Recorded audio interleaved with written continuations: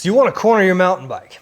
My name is Dave Davidson. I'm the founder of Mountain Bike Academy, and in this episode, I'm going to show you my 7 beginner basic tips that are going to help you, and it's going to be as easy as putting on a hat. Now, the simple part about this is that we're going to dive in and listen to Mr. T, and let's get right after it. All right, Mr. TV, welcome. Guess what? We got 7 tips. We're going to dive in. These are going to be really good. So if you want to corner and you don't want to feel that nasty tension of when you're going around the turn and your body locks up and everything goes up, or when you hit a bump, you automatically lose balance. The first thing I'm going to tell you to do is you need to get on the bike and you need to do the off the bike twist move, okay? The reason this is so important is that mountain bikers are notoriously bad at keeping balance while turning. I'm not going to get into why this is so difficult, because if you're a super athletic 18-year-old, you don't need this, okay? If you're a super athletic 18-year-old and you know exactly how to move your body and you've never had a wreck and you've never had a mortgage, this is probably going to come pretty easy to you. You just need to go ride your bike.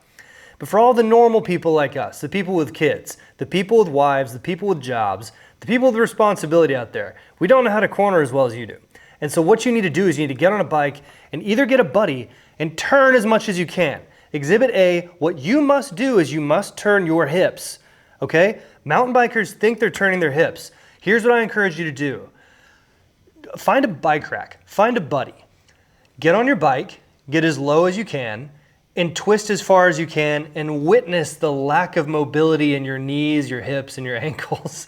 Now, I'm not picking on you because I totally understand why this is so difficult, because most mountain bikers when you're 30, 40, and 50 struggle to do these moves because you haven't done it in 20, 30, or 40 years. It's great. You're a professional, something else, not a mountain biker. It's fine. The good news is that this is something that you can fix.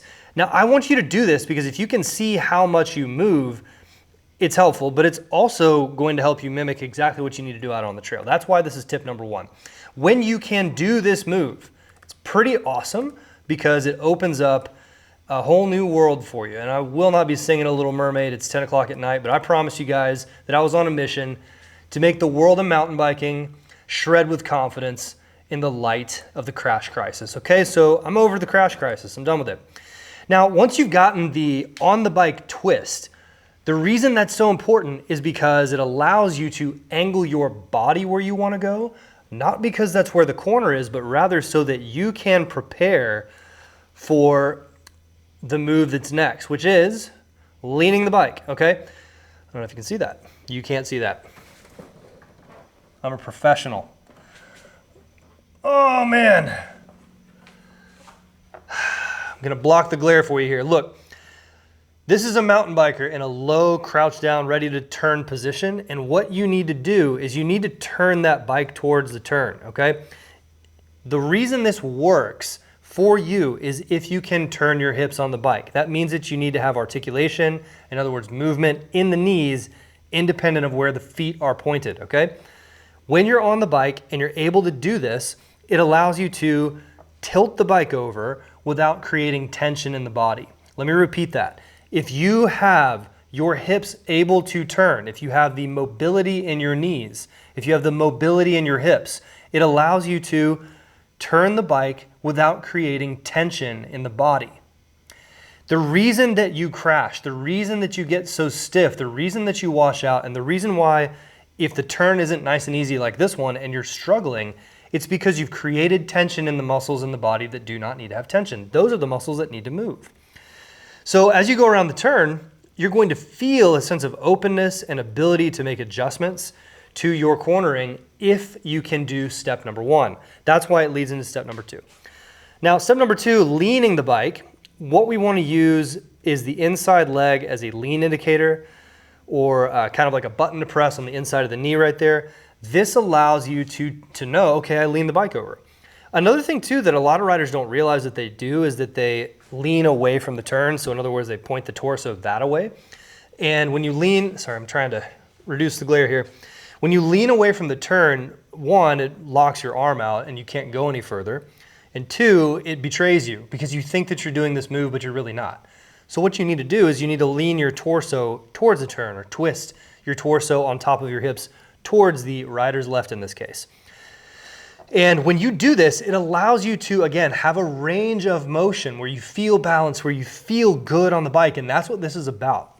Because look, I talk to riders all the time. And by the way, for those of you that don't know me, I run performance intensives for intermediate mountain bikers. And that's why I'm bringing all this to you for free. And if you really want my free fundamentals course, where it's kind of like a companion to this, where it has, you're doing it right, you're not doing it right. It's got checklists, it's gonna have journals. It's going to have feedback and a guide for you to actually do this. Again, not just following along with me here, but actually interacting with it. If you want that for free, subscribe to the channel. I'll make sure you get it, okay? Subscribe right now because I got more from where this is coming.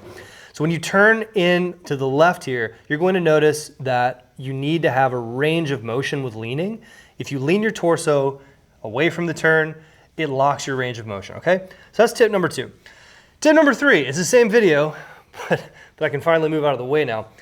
The third tip is you want to float the feet, okay? So floating the feet means that, to be completely honest, I don't care if you drop the outside foot or if you keep your feet level, such as the example here. When we float the feet, we need to make adjustments based on what we're doing with the rest of the body. In this example, I'm doing the most neutral, just cornering stance that one can do on a mountain bike. And why this is important for you to pay attention to is that a lot of people, what they do is they get on top of the bars and they push on the bars. And what they do is they drop their outside foot. If you can deadlift 500 pounds, and if you're a plyometric maniac, and if you are a CrossFit athlete, you're probably okay to drop your outside foot in most any and all situations. And the reason why is because you're strong as an ox. For the regular peasants of mountain biking, such as yours truly, who have the noodle arms, stand this way and flex, who have the noodle arms of Gumby, we do not have the ability to hold our bodies stable in this fashion, going 40 miles an hour over rocks and roots, using only our bare strength. Have you seen my thighs? Okay, so when you're 6'3" and shaped like a noodle, I'm kidding. If you're really, really, really strong and you want to drop the outside foot, without getting into it too much, what it can do for you is that, let's really break this down. We have dropping the outside foot and we have floating the feet. Here's the thing, the best way to do either one of these is to be able to apply pressure through both feet. Listen to that carefully. If you drop the outside foot and you create a brace with the outside foot, if you do well with it, you're going to have your outside, rider's outside knee maybe touching the frame or leaning into the frame. And then the inside knee, we're going to use it to open up space to lean the bike over as needed. So with this type of a move, you're going to notice and feel more of a brace in the upper body. You need to create kind of a push-up feeling. And if you don't, then what will happen is your steering will get wonky, your balance will go forward and back. And the reason why is because if you drop your outside foot, there's no way to control fore and aft balance through the feet, except for the one we create with the triangle with the front of the bike, okay? So when you're out on the trail, just think, if you're going to drop your outside foot, add pressure to the inside foot too, so that your body can move a little bit more and adjust to the balance that it needs to have, okay? Now, on this example, instead of arbitrarily dropping the outside foot, you're gonna notice something that I'll get to next, which is pretty cool, which is you can see the sole of my front shoe, and the back shoe, you can see the toe is pointed down. Now with this type of a move, the difference is that you're going to have more fore and aft balance, because I'm floating the feet and moving so that I can balance the body on top of the bike. So this allows me to just dump the bike over to the side and stand on top of the bike just a little bit more rather than having to create this outward pressure. I'm just going like that and carving around. This makes it a lot easier. Both have pluses and minuses. This one requires more strength. It's also something that I highly recommend that you do if you are likely to need to put your inside foot down, like on super muddy days. So this one is a benefit if you just want to be ready to slide out. Benefit for this one is more fore and aft stability, as well as if you float your feet, it's a little bit less work. It's a little bit less intense. So both of them are good. I know I kind of pick on dropping the outside foot a little bit, but people need to learn this one as well. So that's tip number kind of 2 and 3. I'm losing count, all right? So I'm being a complete dirtbag, just losing track of myself here. One thing I want to talk about is maybe tip number 4, as I've lost track here. Tip number maybe 4 is this concept of a pedal press. This is probably the most important tip I can give you about cornering to help you with anything. It's just incredible. So remember how in the previous example I showed you that you would have more fore and aft balance? The pedal press is something where you take your pedals and you push them away from each other. The magic that this does is unbelievable. If you haven't tried this yet, most people what they do is they point their front foot down when they're cornering. If they really struggle with balance, they point their front foot down. And it just creates all kinds of problems, okay? So if you're pointing your front foot down, it makes it hard for you to push into the pedal and have it push back against you. Again, all you science geeks out there watching the channel, for every action, there's an opposite and equal reaction. We don't want to have our toe pointed down because then you're pushing against nothing, all right? Instead, you want to do, and by the way, go watch a bunch of pro riders. The very best people at cornering are excellent, and they always have their front toe pointed up to the sky. My center of mass is back here. If I push forward through my body by pressing into this leg, then I've got something that will push back against me. Therefore, I do not need to fall on the bars and hold on to them near as much. Let me say that again. If I can push into my foot, I don't have to lean into the bars. So next time you're out on a ride, just push your pedals away from each other and create this shape with your feet, okay? So front foot here, back foot here. If you're right foot forward, it's like this, all right? Give me a try. If you haven't done this yet, put a comment in the channel. As soon as you do, watch the next video. By the way, I'm doing probably 365 videos in 365 days. Occasionally, you're gonna get a late night rant like this one from me. Give me some likes in the channel. Help me out, because I'm staying up at 10 o'clock at night. I put my kids to bed. My wife has already tutored my kids and your kids in science. They're all smarter. So I need some likes on the channel so that this one goes viral. Love you. Thank you for subscribing, all right? Seriously. This is a big deal. You need to be able to do this. It'll help you a ton with your cornering. If you don't do it, then you're just asking to fight the bike, and that's not why we're here. Now, my 5th tip for you with cornering with confidence here is I'm gonna talk a little bit about the core and bracing, okay? When we go over rocks and roots, everything that I just told you about can break down. If you've got your outside foot dropped, and there's no weight on the inside pedal, and all of a sudden you go over rocks and roots, the next thing that's gonna happen is you're gonna get your balance thrown forward and backward and forward and backward, and by the time the bike's over here, you're off in the trees and you're sad because you can't ride your bike. You just spent $9,000 and you can't even ride your bike. So let's fix that. Here's how you fix it. You need to work on your core. Now, there's only so much I can do on a YouTube channel yelling at you through the electronic airwaves where the bike gods electronically, signal you and go, hey, you should listen to this. I'm gonna try my best. So when we're cornering what we need to do, if you watch very closely here, you're going to see my ankles take some force like this, okay? So I've got shock absorbers in my ankles, and you're gonna watch my shins kind of pump up and down like shock absorbers. So watch this closely. Boom, boom, boom, right there. And let's play this at full speed so you can see it a little bit more regularly, okay? Watch the little bump-ups right there, okay? The reason that this is so important is if you just go into this and you're locking up your arms and you're locking up your legs in any way that's not smooth and fluid, then you're going to feel it throw your weight around, and then you're gonna have to clench onto the bike or grab brakes in order to control the bike. That's why you feel rough going on corners on downhills, rocks, and roots. In order to fix this, what you must do is you must engage the core. I have to be fair.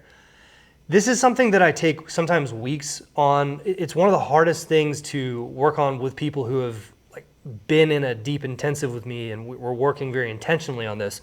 But the single best tip I can give you is when you're hinged over your bike like this and you've opened up your hips to the right, what you need to do is you need to create belly pressure. And the way you do this is you breathe in through your nose. This is not on the bike, just do it now.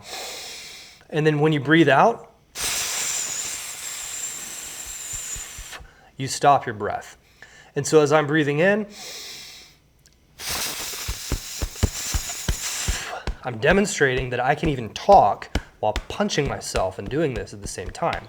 And I can also move my core and my torso while talking to you, and I hold this pressure in my belly. This is ridiculous. That's what I'm doing on the bike. I have this tension, but I'm not locked like I'm taking a punch. So many of you riders, especially men, welcome to the Sausage Fest. I know, it's a bunch of mountain bikers, 96% dudes. What we do is we clench onto the bars, we open our hips and point our belly buttons and look where we want to go and push the bike down, and by the end our veins are popping out. And Zeus is proud, but you're going to the hospital and you're meeting nurses. I mean, look, if you're single and trying to meet nurses, it's great, but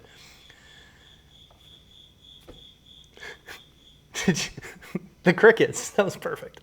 Yeah, you don't want to do that. Instead, you need to create an active mobile pressure in the belly so that you don't have to transfer that stability to another part of the body.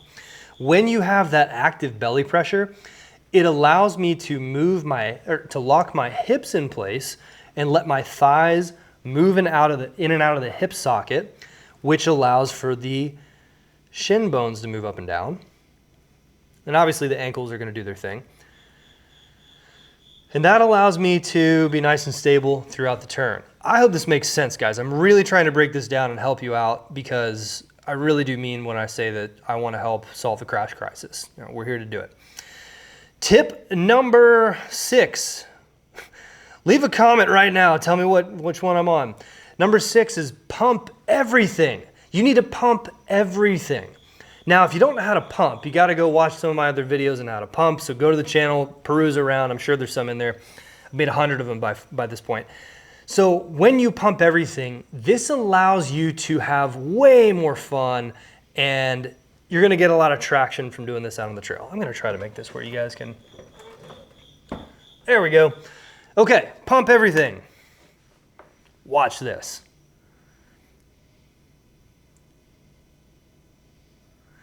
When you pump on the trail, I don't know if you guys know this or not, but what it does, it allows you to add traction to your riding. So this is off camber. This is very dusty. I don't know if you can see it or not. I'm right on the edge of doing a 2-tire slide. It's pretty awesome. And when you do what I call targeting the traction, that means I'm going to pump where I want traction. I'm going to pump where I'm turning and there's the least amount of traction, or I pump where there's traction before there's a loose spot. It allows me to move the bike around me. One thing that you want to notice here, watch this. Look at where I am versus where the bike is right here. Rider's inside, bike is outside. It allows me this thing called bike body separation that all these coaches like to talk about so much, but then they don't know how to teach you how to articulate your movements on the bike, okay? So the way that I like to practice this is, I'll drop a video here. It's a drill you can do in the driveway, and you can do it with your kids, and they can be in their underwear, and it works. It works amazing. You don't even have to wear a helmet, even though I highly recommend that you do. So don't show off your bald spot. It looks bad on YouTube. That's my tip right there. But pump everything. Watch this companion video. It breaks down the whole entire thing in depth. And then finally, tip number 7. I think I actually did 7. Yeah, I'm never doing this at 10 o'clock after an hour and a half long ride again. Tip number 7 is downhill berms. Okay, when you're riding a downhill berm, so if you like to go to bike parks or if you like downhill berms, what you need to do is you need to lean the bike more, you need to lean the body more than the bike, and you need to lean the bike in a way to get the body down, okay? So remember the twisting drill we did at the very beginning, number 1? There it is. Twist to open those hips. Twist the other way to open those hips. Watch how much the rider and the bike just tip over.